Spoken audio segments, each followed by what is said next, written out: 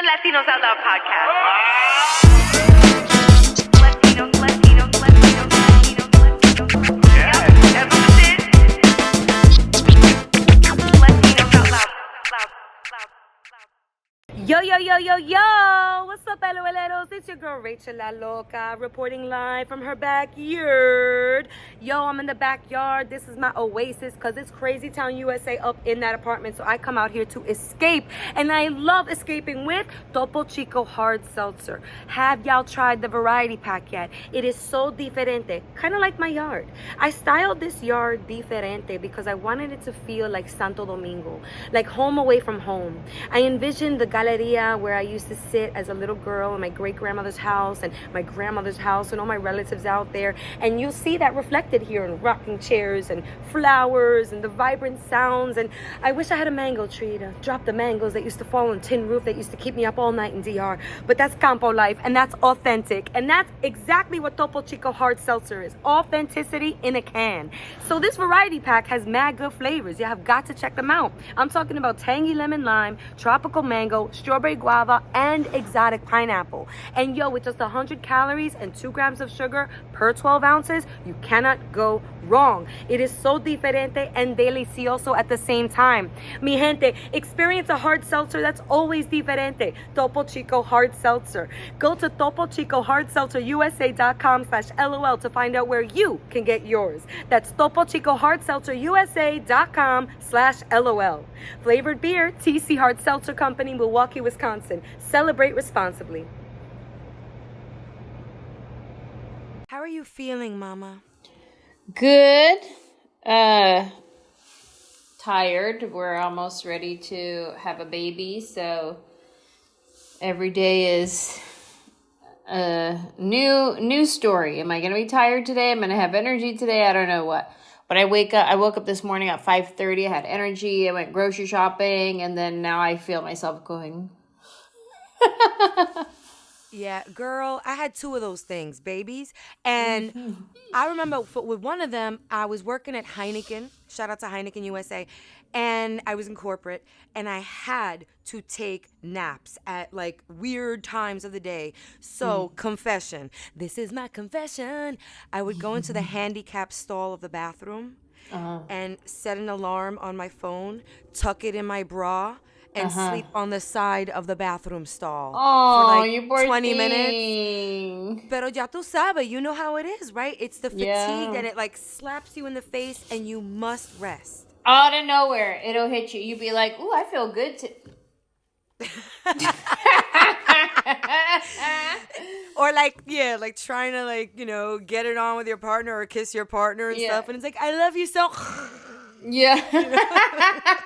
Ooh, I might have energy for this. No. Anyway, I am so excited. LOLeros, you hear the voice. We are here talking to none other than Bon Qui Qui. Anjelah Johnson Reyes is on the Latinos Out Loud podcast. This is such a proud moment for us here. Welcome, Anjelah. Thank you. Mamita. You're very pregnant right now. I am. I'm maybe a month away. Yeah, about a month away. This is so exciting. And if I'm not mistaken, you were diagnosed high risk.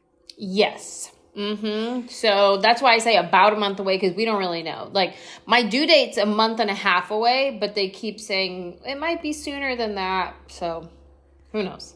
Can we talk a little pregnancy talk? I know you have so many projects, but we are following your pregnancy, and I say we the world, and we're so excited. So when the news came down that it was high risk, I gasped for air. I mean, this is a very crucial time. You're in your 3rd trimester now. So can you talk to us a little bit about what are the high-risk complications going on with your pregnancy right now? So they're saying that my baby's measuring too small, that she was in the less than 3 percentile. And I'm like, what does that even mean? Like, I never understand the percentiles. And they're like, basically 2% of babies at her age are smaller than her. 98% are bigger than her. So, less than 3, it becomes severe, small, and high risk. So they now have to monitor me twice a week, where they check her heartbeat, they check the blood flow in her umbilical cord. They do measurements of her and an ultrasound. They check my amniotic fluid and all of that. And so at first I'm like, oh my gosh, twice a week I gotta go to the doctors. Like, that's gonna be so hectic. But I just look at it as a blessing. Like, hey, I get to hear her heartbeat twice a week. I get to, see her on the monitor twice a week. So great. We'll just look at it that way. I completely understand that. And what an interesting point of view. Exactly. You're already, I mean, as soon as you get pregnant, this mommy switch goes off. Right? All of a sudden you're taking care of the grandest jewel of life inside of you in utero, and you just want to bubble wrap yourself. You don't want to bump into walls and get any sicknesses, colds and stuff. So here you are, like in super protect mode with this almost ready, this baby that's almost ready to come out. And the doctors hit you with now you got to walk on eggshells. Like, you really got to walk on eggshells. I know. And I get it. Doctors got to say what they got to say. You know what I mean? But sometimes I'm like, do you really got... It's almost like they're like, what else bad can happen that I can tell you about? You know what I mean? Like, what else can go wrong? Let me think. Like, that's how I feel. Because, when I first... They were sending me for extra testing, and they had me go into the hospital and all of that. I was fine. I was calm. I was like, she's just small because I'm small. It's fine. It's whatever. And then he starts talking about, we may have to take her out early because there's risk for stillbirth and blah, blah, blah. And then when he starts saying all that, then I'm getting like all choked up. I'm like, wait, what? And I'm like, don't let him see you cry. Don't let him see you cry. Just, I'm like, don't show your weakness. I'm not going to give it to him. But I still believe that, she's just small because she's a small baby, not because anything's wrong or, I believe that I'm right where I'm supposed to be. She's right where she's supposed to be. And, that's part of my affirmations that I say in the morning is I'm right where I'm supposed to be in my life and my career. My baby's right where she's supposed to be. And that's it. And you move forward with that. That's all I can do. I can't control anything else.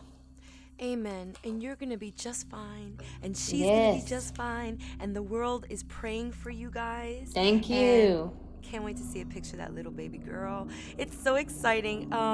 Now, we could talk baby talk this whole podcast because, as a mom, and I experienced tremendous difficulty having my babies. I did IVF, IUI, ay coño, ay mi madre, ay ay ay. Wow. All the eyes, and I had my two naturally by the grace of God. Wow. And after all those trials and tribulations and doctor's visits and blood work and HCG leveling and monitoring and all the TMI that you're talking about, right? Yeah. There's just a lot of TMI in like the pregnancy world and obstetricians. Like they want to tell you everything, and I get it, but I guess it goes to show that like having a baby is not the way it looked like on the Cosby Show, okay? And exactly. It's not as easy as it's depicted in the media, like, all right, she's ready to push, baby girl, oh, it's a baby girl. That's really, in my case, my second was born, and I didn't even get to hold him. They put him in the NICU right away. He had to go inside of, wow. And so for just a few hours, I felt broken. I was like, wait, in the movies they push the baby out and then they give it to you. Where's my baby? So it's very emotional. But I would like to talk about your career, and if we can go chronologically. I know we have a bunch of projects to talk about. I've been audio listening to Who Do I Think I Am, which you guys is Anjelah's book, and it's so good. It's a memoir. We'll get into that. But I want to talk about the beginning. Like, once you learned you had this tool of making people laugh, being funny, how did you use it? What did you decide to do with it? I abused it at first. I get my personality from my dad. He's very funny. He's very charming. He's a ladies' man. He knows how to use his personality to get what he wants. And I feel like that's what I did when I was in my early 20s, is I knew how to charm people. I knew how, because when you out here chasing your dreams and you broke you don't have like a real job and somebody asks you out on a date, you're like, well, I am hungry, so let's go, And girl, let me tell you, I was using my wit and my charm to get me them meals, you know what I mean? I'd be like, yes, come on. But so I feel like, and I remember one time my mom, we were grocery shopping. I was younger because I was still at home. And I remember my mom telling me, you always flirt with everyone. And I was like, no, I don't. That's just my personality. And that's my dad. Like he's just charming. He's a charmer. Like the grocery store clerk, he's got a one-liner. He's got something funny to say. You say something, he's going to say something funny. And all of a sudden they're like, you know what I mean? And I feel like I get that from my dad. And it wasn't something that I was consciously doing. I think looking back, I can now see that I was very aware that I had this comedic timing, that I could make people laugh, that I could make people pause and look at me. You know what I mean? Like I knew how to grab the attention in the room, in the conversation. And I think that's how I used it at first. And then I moved to Hollywood to be an actress. And I was in this acting class at a church, at the Oasis Church. And every Tuesday night was their creative arts night. And they would do acting class, dancing class, singing, production, like whatever part of the industry you wanted to be in, they had a class that anybody could take if you went to the church. So I was in their acting class. They would do improv games, and I would be really funny in the games. And there was a comedian there, and she was like, hey, do you want to come take my joke writing stand-up comedy class? And I was like, I don't know. Is it free? And she was like, yeah, it's free. I was like, well, I guess so. Like, I had no desire to be a comedian. It was just a free class that was being offered to me. So I was like, sure, I guess. And so I ended up taking her class, and she taught us all the basics of like, not only just how to write a joke and structure it and different techniques, the rule of three in comedy, the different techniques that you can use in joke writing, but she also taught us like stage etiquette and things that you learn by watching, I guess, but everything from like when if you're hosting a comedy show and you call up your next comedian, you don't leave the stage until they walk on stage. I've seen some comics leave the stage empty, and then the next comic comes up, and I'm like, well, that's not etiquette. That's not how you do it. You got to wait, and you shake hands, and you hand off the baton. You know what I mean? But that was a whole thing that I wouldn't have known that. I learned that in the class. She taught us how to adjust the mic stand. She taught us how, like, all the technical things that you wouldn't think are things to learn. She taught us how to do all of that. And so then I end up channeling my comedic timing and my personality, my storytelling, all into this craft called stand-up comedy. And all of that stuck with you, which I love. These classes, the 101, it's so important. And what she was doing in paying it forward and educating y'all in that little group, that was probably just as fulfilling for her as it is for you right now recounting this memory. I hope so. It's so important for everybody out there, no matter what your craft is, that when you get to that point where you feel you can share, that you do just that. There are people out there that need to, in order to keep the funnel filled. And for us on this show, we talk a lot about the representation or lack thereof of Latinos in Hollywood, in media. And that funnel is super important to keep filled. I was just talking about this last night. We went to a premiere, an upfront for NGL Me Too. Shout out to John Leguizamo and everybody who was in the building last night. And I'm seeing like the different generations. So there are those of us that have been doing it, and then those of them that have been doing it for even longer. And then there were a lot of young people in the room. And I'm like, this is what I'm talking about. Invite these people. Show them this process. They need to know the 101, the etiquette, how to network. You know what I'm saying? Thank you for sharing that. Okay, so once you had these comedy tools in your arsenal, you wanted to become an actor. So you Yeah. went, I want to hear about this Hollywood journey because you talk a lot about it in your book. Especially, you know what cracked me up? When your friend was like, don't be an extra. Yeah. And that's what you went off and did. Yeah. So let's talk about your first acting gigs. And eventually, I really want to get into Mad TV. We are sketch comedy geeks here. And so I really want to dig into your process and characterization. So talk to us about your Hollywood journey and how it started. So when I first moved to LA, this is before that church class, this is everything. I moved to Hollywood to be an actress. I thought I was going to be a dramatic actress. I had no idea I was going to be funny. I didn't know any of that. I was like, girl, I'm about to be, on Law and Order SVU. That's going to be me. You know what I mean? And I didn't know they filmed in New York. I was like, I'm going to Hollywood. I'm going to be at SVU. They're like, oh, that's the other state over there. Hilarious. So I moved to LA and I had a girl in the Bay who had told me, don't be an extra. Nobody respects the extras. You're just like bottom of the totem pole. Like, don't be an extra. And so I came to LA and I had a friend here who was from the Bay as well. And she had told me, if you ever move to Hollywood, I'll help you get started and I will help show you the ropes, how it works. And she kept her word. So when I got here, one of the first things she had me do was go sign up to be an extra. And she was very specific with how she wanted me to sign up. She's like, okay, you're going to go to Central Casting, which, casts all the extras. And she's like, there's going to be a line of people waiting outside to sign up to be an extra. Don't wait in line. Just go up to the front window. I want you to ask for Sam. I want you to bring him a tray of cookies and your headshot. And I want you to tell him that you're new to town and you want to be an extra. And just give him that. Don't fill out any paperwork. Don't do anything. Just give him that. And I was like, this sounds real sleazy. This sounds like, I don't know what you're sending me in to go do. Like, everybody had warned me about the casting couches. And I was like, this feels like a setup. What is this? And so I get to Central Casting, and sure enough, there's a line of people out the door. Everybody trying to sign up to be an extra. And I'm walking past all these people.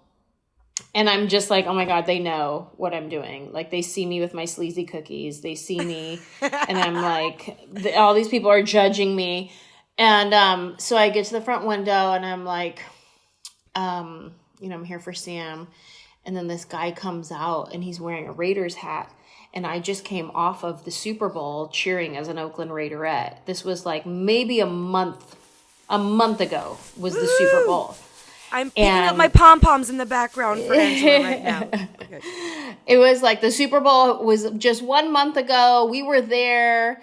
And I have my Raiderette headshot, and he comes out wearing this Raiders hat. And so I hand him my sleazy cookies, and I hand him my Raiderette headshot, and immediately he's like, no way, Raiders, oh my God. Like, he's so excited. And I was like, yeah, we were just at the Super Bowl, like totally just chalking it up. And he's like, oh my gosh, give me your phone number. We'll get you registered ASAP, blah, blah, blah, blah. I get a call a few days later from this Sam guy. And he was like, hey, do you want to be an extra on Friends? And I was like, Friends? You mean like my favorite show of all time? Yeah. Oh my God. Yeah, I do.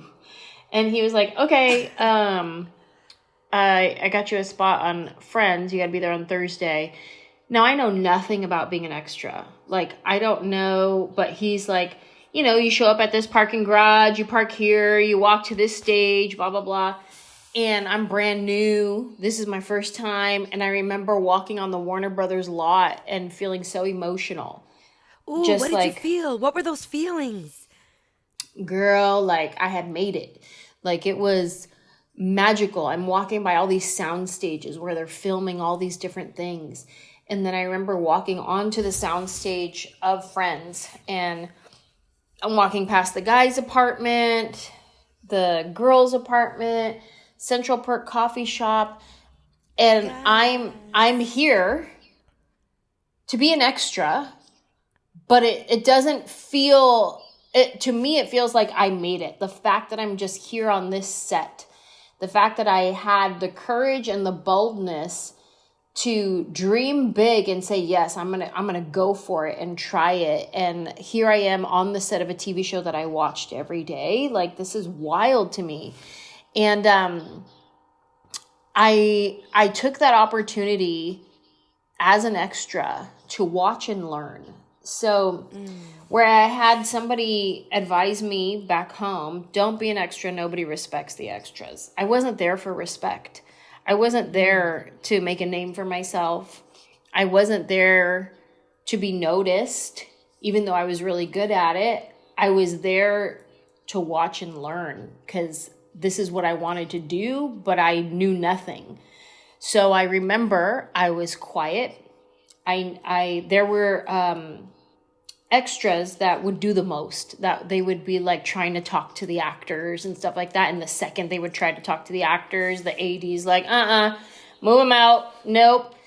And I would see that and I'd be like, I'm not trying to be that annoying person. So I would just do what I was told, stand on my mark, go where I was told. And offset, I would talk with the AD, and he was a Latino guy. And Ooh. Yes, and Carlos Pinheiro is his name. And I'm Latina, he's Latino. He was funny, I was funny. So we would just make each other laugh. And then he'd be like, I'm going to bring you back tomorrow. I'm like, cool. So I come back tomorrow. Yes. And he's like, I'm going to bring you back next week. I'm like, cool. I'll come back next week. And I ended up becoming friends with this guy. And he would just bring me back every week to be an extra on Friends because I knew my place. I wasn't trying to talk to nobody. I was watching and learning. I was learning how the actors would communicate with each other, how they would communicate with the crew. I was learning what all these terms were, to find your mark, to, find your light, all of these kinds of things. I'm watching and I'm learning from the number one actors on television at the time. Like, I get to watch Lisa Kudrow, Jennifer Aniston, Courtney Cox. I'm watching how they learn their lines, how they rehearse everything. And I'm just soaking it all up. And I ended up being an extra for 2 years for seasons 9 and 10. Wow. Yes. And it's still one of my favorite jobs that I've ever had. That is so amazing. Now I'm going to rewatch Friends, those 2 seasons, and we're going to play Where's Waldo? We're going to play Where's Angela? Oh, people do. They send me the screenshots and they'll circle me and they'd be like, I found you. But yep, that's me. My hair's so long. It's like down to like my waist and like I still got my hoops on. Like, Yes. Who leaves home without hoops? That's what I'm saying. No Latina that I know. That is so great. And, that's a message right there. If everybody's listening, there's no easy way around earning your stripes. Mm-hmm. You also feel, again, a sense of fulfillment by earning them. Yes. I've also worked background. Here in New York, there's a ton of shows, mm-hmm. and there were laborious hours of being either, outside, it's an exterior shot and got to keep running back. I did SVU and it was a protest scene. So we had to keep marching towards the stage, back and forth, back and forth. It was so cold, girl. It was so cold that day. They gave out hand warmers and I put them everywhere under my teta. Yeah.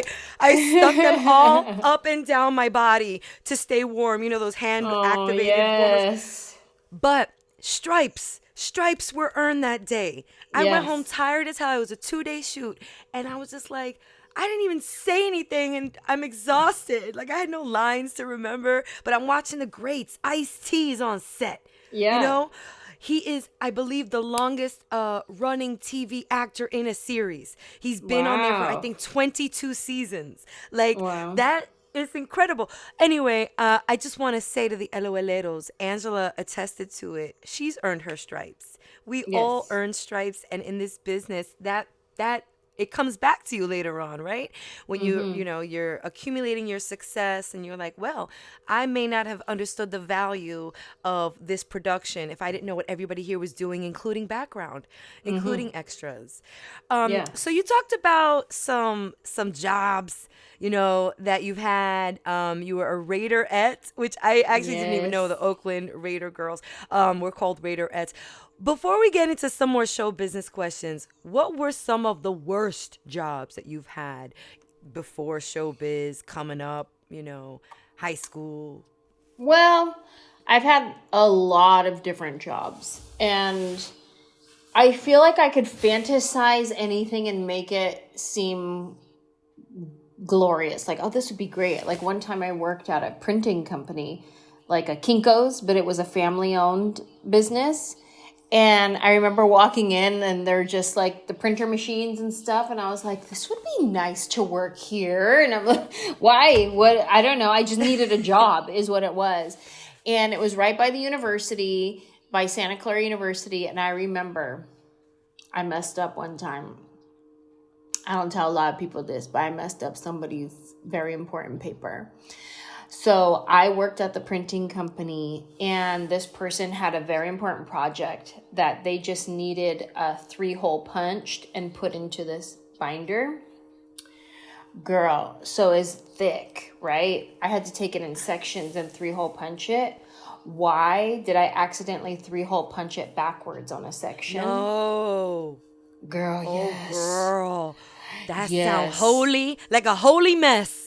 Yes, and then so I had to flip it around and 3-hole punch it again on the other side. So like if you're flipping through their project, some of it has 3-hole punches on the opposite end. And I never said anything. I was just like, here you go. Have a good day. I hope you get a good grade. I'd be over here messing up people's projects. I was a waitress at so many different restaurants. I worked at an amusement park it was called Paramount's Great America back in the day.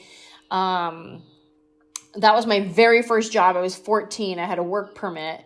And I used to work in like the restaurants and the stores. That was actually my first introduction to like performing before I knew I was performing, because I was 14 and I was working in the games area. And there was that one game where people would walk by and there's a big, huge scale and you had to guess people's weight. Oh, yeah, for sure. Or you had to guess the month they were born, right? And so I'm on a microphone. My whole job was to try to get anybody walking by to come and play my game. So I'm 14 using my dad's wit, personality, comedic timing, all the charm that my dad taught me. I'm now on this little microphone trying to get all these people walking by to come and play this game. And then I'd be like flirting with guys that they'd be walking by. And I'm like, and I'm just like being silly. And then they would come over. I don't know what it was. There was no trick to the game. There was no answer code or anything. We really just guessed.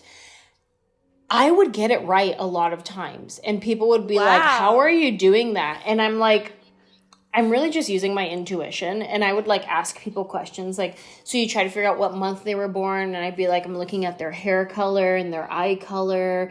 And then I'm like asking them questions like, what's your name? How many siblings do you have? And I'm just, none of these questions mean anything. But I'm just like using my own intuition, and then I would guess and they would be like, oh my gosh, that's right. Like, how do you know that? It was so weird. But anyways, that was my first. Angel, we love to play games here on Latinos Out Loud. Could I pause and can we see if you still got it with me? Try. Let's see. Okay, I'm ready. And I'm going to just give you a blank stare to not give you any clues on my birthday. Do you need to see my body? Do you want to guess my weight as well? Let me see. I haven't done this in a while. I'm definitely not going to guess your weight, though, because I'm not going to do that. Okay. But I'm going to stand up here, and I'm going to hold my pom-poms. Again, this is a cheerleader-themed episode, because I'm one of Anjelah Johnson's biggest cheerleaders, and she doesn't even know it. But here's my body. Here's my pom-poms. Yes, here are my chichos. I got some chichos that you got to account for. Okay. Question. Let me ask you questions. Sure. Do you have siblings? Yes, 2. An older brother and an older sister. Shout out to Madeline and Eddie in North Carolina and Tampa, Florida. Ooh, ooh. How old are they? Okay. My brother is... Got to do some math real quick. Although I love him, I can't really remember at this moment, but I believe he's 53. And my Okay. sister is 52. Okay. Okay. Let me see. Hold on. And I always, here's the thing too. I have a need to see it month close. that I go to immediately, but it could be completely off. Like, it's just my first guess out the gate, and I feel like it's going to be wrong, but I'm just going to say it anyways. October. Ooh, no, that is Yeah. incorrect. Yeah. Close. That's what I felt. Not so far That's off. what I thought. Not so far off. My first love's birthday was in October, so you're kind of close. Okay. I was feeling something. October-y. Okay. What's your favorite color? Purple. My favorite color was purple growing up. Oh my gosh, my whole life. Are you for real? Yes. I love purple, and I love when it's time like for Easter because the church around here is all purple, and we go and it's just nice, and I color coordinate my Easter outfit to the purple. I love purple. Should I give you a Did you hint? grow up in New York?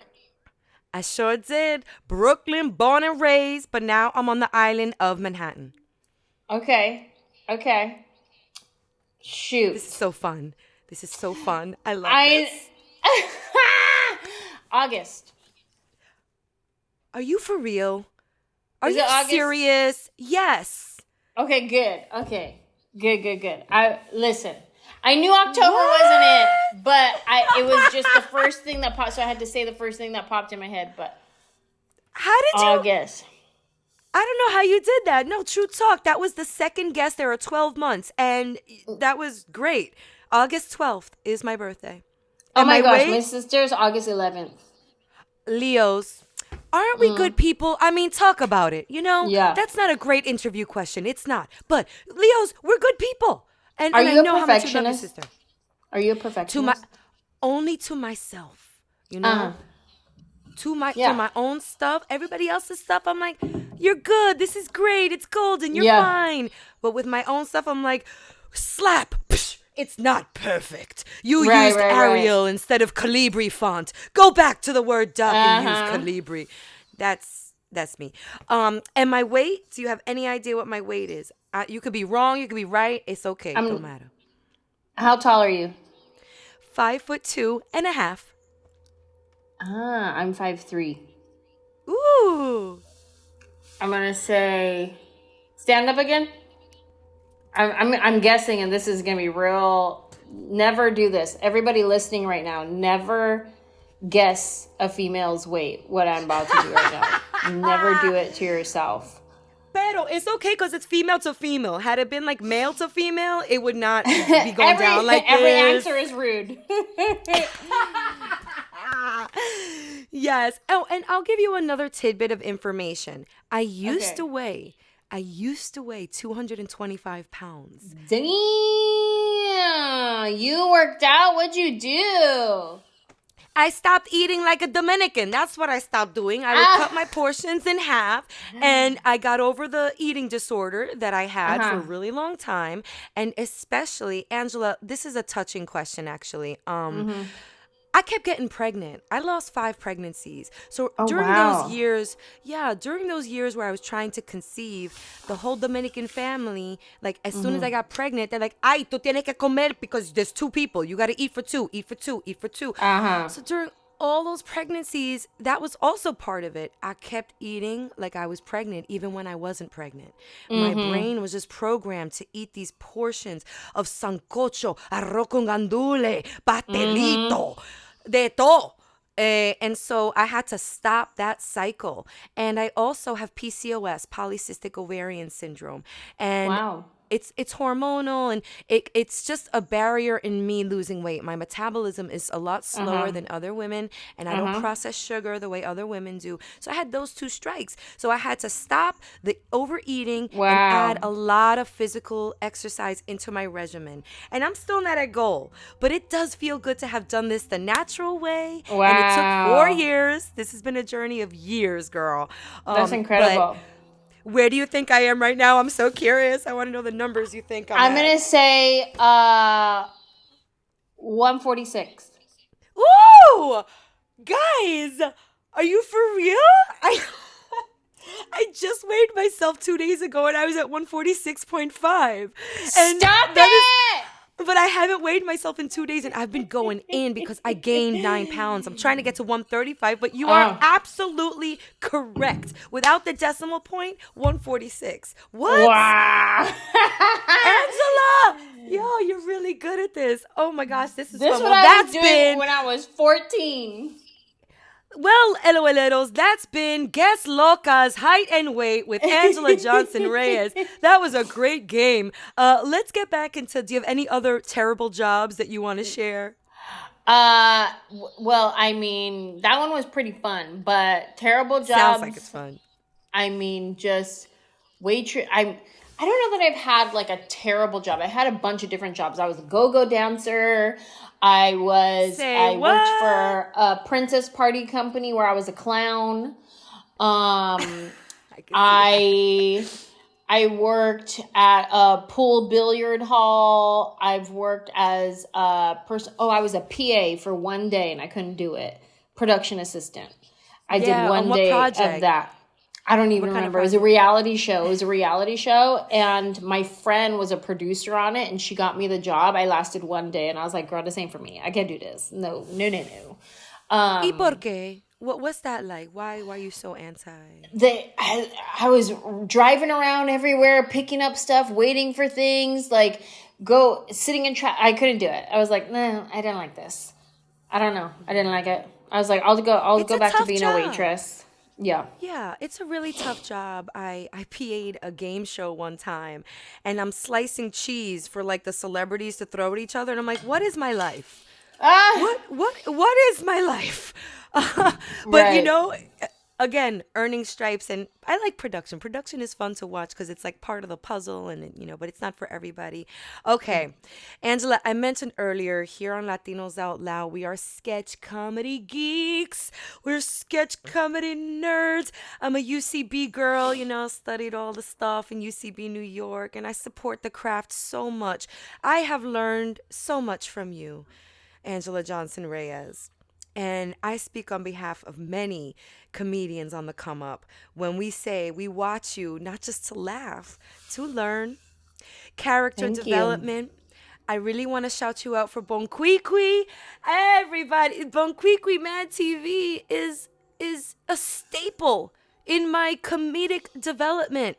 It's a staple in what I've learned, what I've been watching on television to mimic, to be like. And I want to thank you and, like the kids say, give you your flowers. Have you heard that term? I love that term. Yeah. Okay.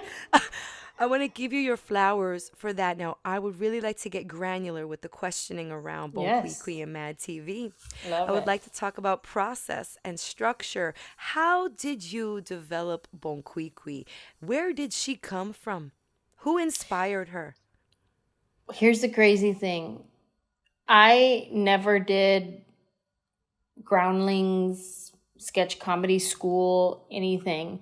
The only comedy class I did was that free joke writing class at a church. Everything else has come from intuition and instinct and that gift that either you're born with it or you're not. You can take classes to help you hone it in. But if you have a natural comedic instinct, it's just there. And Bon Qui Qui, any joke that I tell, any story that I tell, I'm very observational. From people go, oh, you're good at accents. I'm good at some accents, yeah. But I listen and I mimic and I copy. And the same thing with what I see with different types of people. I can mimic mannerisms. I can mimic your hair flip, your whatever it is that you do. So like when I first got the audition for Mad TV, they were like, all right, you need to come in with 3 celebrity impressions and 3 original characters. I didn't have original characters. I don't know how to come up with characters. But I took a free joke writing class where I wrote some jokes about like my grandpa. I wrote some jokes about, my family. And I was like, okay, so maybe I will just take these jokes that I wrote where I'm acting them out and I'll just like package him a little more. I'll act him out a little more. Instead of my grandpa, I'll make it my grandma so that it's a female and I can act her out. So I would be like, okay, this is my grandma. She's not really good with technology. And then I'm just doing the joke that I wrote in my stand-up comedy class, but I'm acting her out a little more with like facial expressions and things like that. My celebrity impressions, I had never done celebrity impressions before, but this brand new thing called YouTube just came out, and there was lots of videos of people on there. So I started thinking, okay, well, who are Latina celebrities that I could probably impersonate on a TV show? Let me just pick those. So I picked Jennifer Lopez, Rosalind Sanchez, and at the time, Paula Abdul was a judge on American Idol. So in my observation, the things that I would see, Paula, it was at the time when it seemed that she was intoxicated on the episodes, and when she would clap, she had a very certain way that she would clap over her head, and one hand was always higher than the other, and it was always over her head, and so I would watch, learn, and mimic, and I watched a bunch of Jennifer Lopez interviews, and I would notice things that she would do like in her red carpet interviews. And she had a laugh that she would do, is very high pitch and a raspy laugh. And she would wave a lot. And when she would wave at the fans, it was a open close wave. It wasn't a finger wave. It wasn't a wave your hand. Like I wave like this at people and she waves like this. And so I would notice she would wave like that. And so there was this one interview that I watched, and she was being interviewed by the guy, and he was like, look into the camera. We're with, the news station in Philadelphia, blah, blah, blah, blah, blah. And she looks into the camera and she goes, hi, Philly. And then just waves. And she does her little like her laugh that she would do. And I haven't done it in a long time. Please don't quote me on this Jennifer Lopez impersonation. It's great. But when I went into my audition, I said, this is Jennifer Lopez on the red carpet. And all the producers and casting would ask me questions as if they were the person interviewing me on the red carpet. Yes. My answer to everything that they asked me was I would laugh and wave and I would say, hi, Philly, everywhere. And they thought it was hilarious that I chose to make Jennifer Lopez only say these 3 things on the red carpet, like robotically. But really, it was the only things that I could mimic of hers that sounded like her.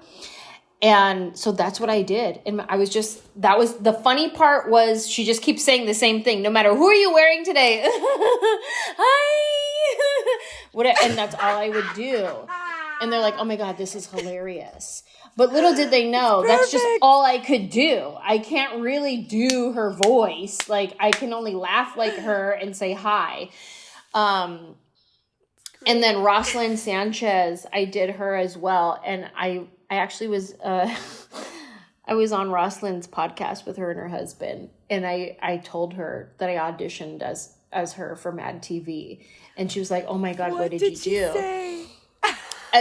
She was very interested to know how I impersonated her. And I was like, well, there's a few things that I noticed about you. Is one, you talk with your chin up, but you look down over your nose. So you talk to people and you're seen like this. And I said your accent is very fast and it's in the front of your mouth. Like, everything you see with the front of your mouth with your lips like this. And it was when she was on her, like, what was her show? Without a Trace. And so I was like, your chin was always up. You're looking down over your nose and it's, did you get a good look at the suspect? And it's everything's right here in the front of your mouth. And you're saying it so fast. And so I did Rosalind Sanchez and Paula Abdul. And my original characters, I came in with like my grandma, and I said, this is my sister. She wants to be a rapper. Her name is Bon Qui Qui. I came in with Bon Qui Qui, and then I forget the other one that I came in with. And that was it. And I booked the show. And I remember thinking like, I have no idea what I'm doing. Like, I fake it till you make it, because that's exactly what I did. Like, I came in with my personality, with my confidence, and was like, well, let's see if this works. And it worked. And I booked the job. What a story. What a great story. So in the writer's room, how was Bon Qui Qui present? Did you bring, like, how did she get baked into the show so often? So this is a good story. It's interesting because we're currently in a writer's strike right now that just greenlit like yesterday. The last time we had a writer's strike was when I was on Mad TV. And I joined the show, and we're in the writer's room, and there's some amazing people on the show at the time. Keegan-Michael Key, Jordan Peele. Yes. Everybody's in this room, and they're just all so talented. And they have all the writers in the writers' rooms. And I remember they would ask me, like, hey, can you do Tila Tequila? You know, from like MTV, or I forget what she was on. I remember Tila Tequila. Where is she now? Wow, that's a good one.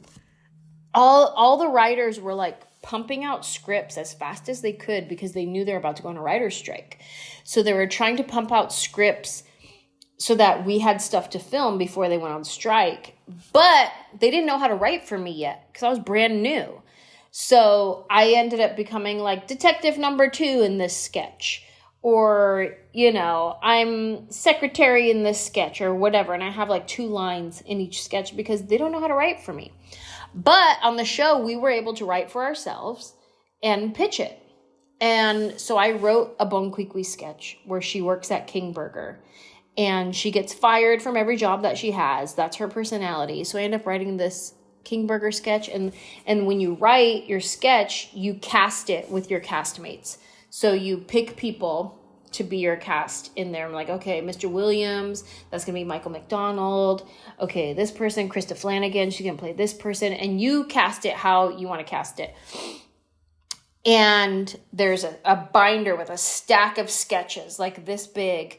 And you sit around this huge conference table and we go through the sketches and everybody reads it. Like your cast, everybody who wrote sketches, whether it's the writer or the other castmates, if you see your name in there, that's who you play. So you're like, okay, I'm going to play the Native American girl in this sketch. Okay, cool, right? And then we go through reading through all the sketches. And it gets to my Bon Qui Qui sketch. We all go around the table. Everybody reads their part. And they end up picking Bon Qui Qui to be filmed that week.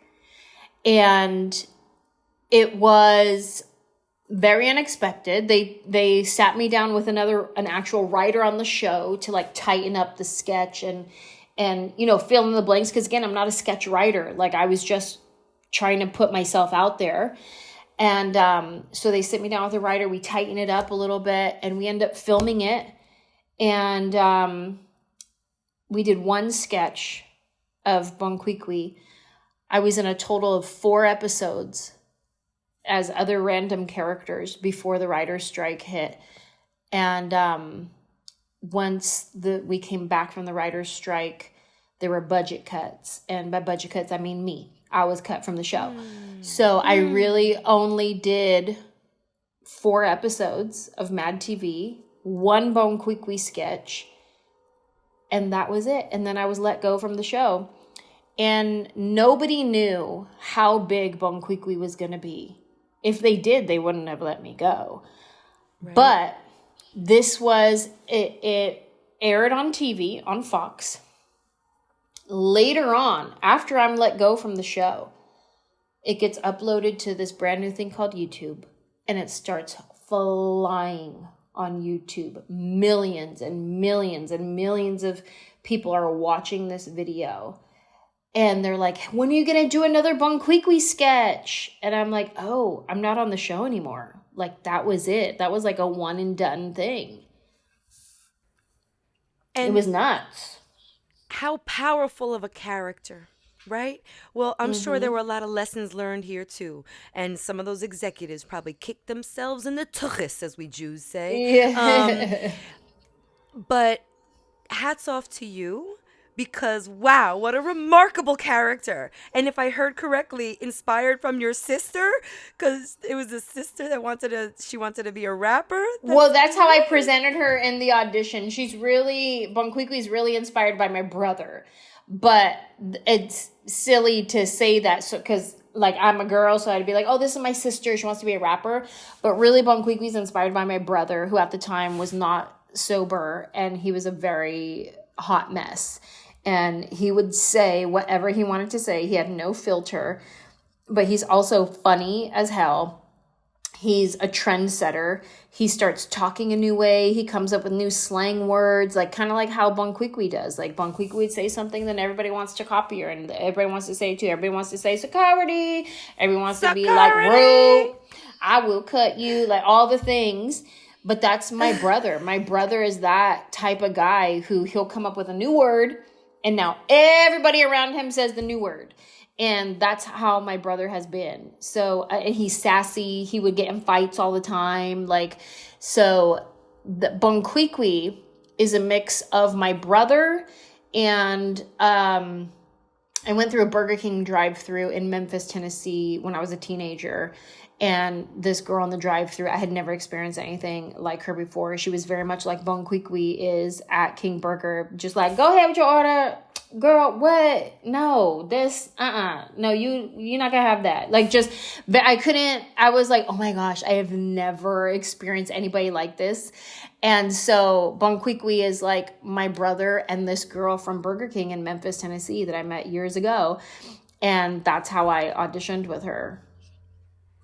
Wow, that's really remarkable. Oh my God, I love these stories. Speaking of stories, I would like to segue to the book because LOLeros, if you're enjoying these Anjelah Johnson Reyes stories like I am, then you would love her memoir. Her book, Who Do I Think I Am, which is now out on softcover, right?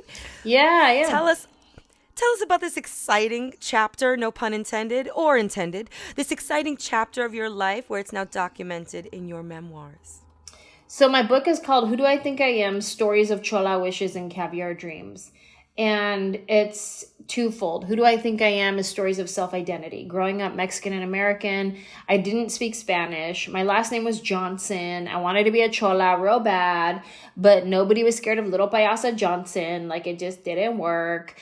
And it was like me always trying to be more Latino than I felt that I actually was. And trying to figure out like who I am and balancing like being super American, but also super proud to be Latina. But it's also who do I am? Who do I think I am to dream such big dreams and go for them? Who do I think I am to say something outrageous like I want to be an actress one day? Like, what did I know about being an actress? I'm just this little Mexican girl from San Jose. I didn't know anything. The audacity I would have to say something like I want to be an actress one day.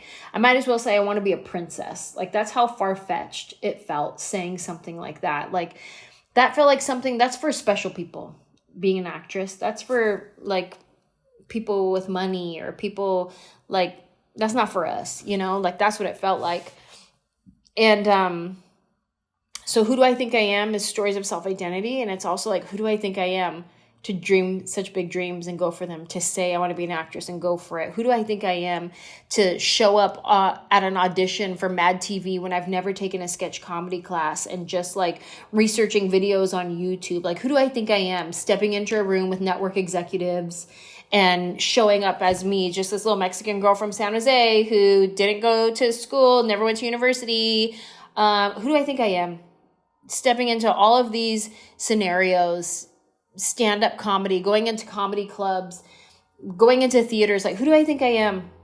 So it's a lot of that. It's who am I in my faith, in my life, and who am I in how dare you dream big? How dare you?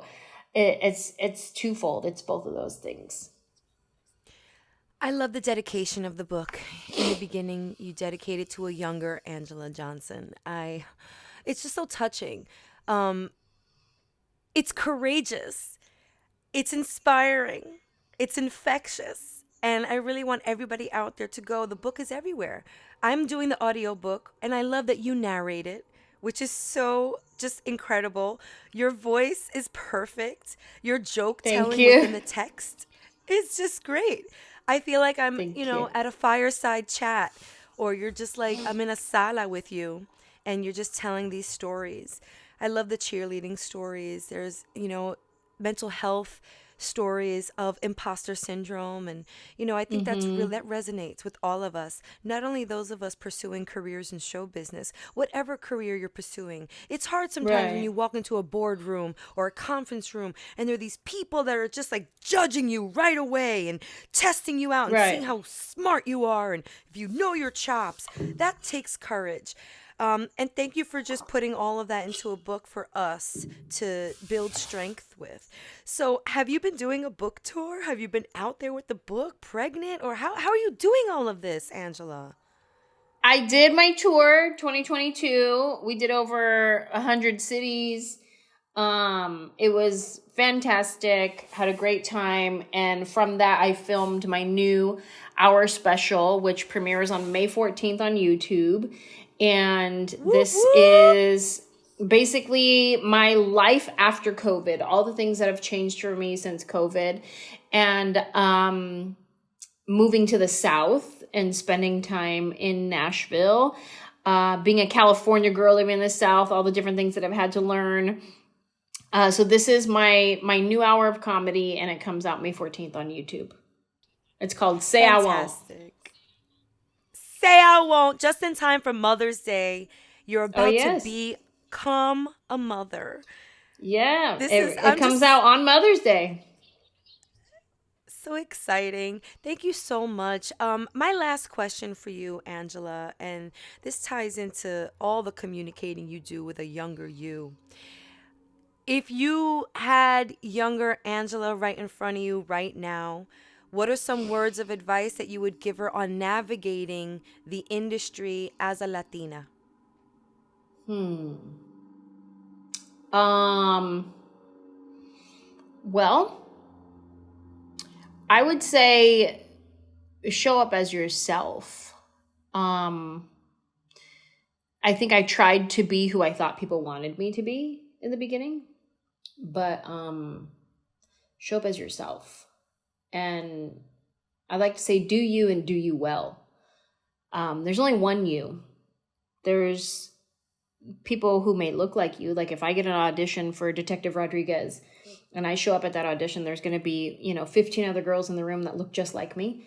We're all wearing the same thing. We're all wearing like a blazer and jeans probably. We're all saying the same words when we go into that audition. But there's only one you. There's only one person with your childhood, your perspective, with your abusive father, with your time you got in that car accident and now you have trauma from it, with your that one time you were in an abusive relationship or whatever it is, like all the things that make you you, your perspective, your point of view. Yes, I'm coming into this audition, I'm saying the same lines that all these other girls are saying it, but I'm saying them with me behind it. I have my own point of view of how this character would handle this type of situation. So when you go into the room, whether it's a boardroom, whether it's a meeting with your boss to try to get a raise, whether it's to go into the bank to try to get a loan, whatever it is, you go in with the confidence, knowing that there's only one you. You're unique, you're special. So show up for yourself to the best of your ability. Leave it all there because it's just do you and do you well. That's it. That's it. Spoken wisely, y'all. LOLeros, one time, stop your cars, stop your vacuums, whatever you're pushing right now, and put your hands together for Anjelah Johnson Reyes. Make sure you get the book, Who Do I Think I Am? Catch the special on YouTube, May 14th, and let's continue to support this brilliant gem of the culture. Anjelah, thank you so much for your time and good luck. We are praying for you for a happy, safe, healthy, and fast delivery of baby Thank you. girl. And we hope you'll come back one day on the show. And Thank you. what a really fun time to watch from afar. You're shining, you're glowing, as they say. It's Thank your you, time. honey. It's the Latinos Out Loud podcast.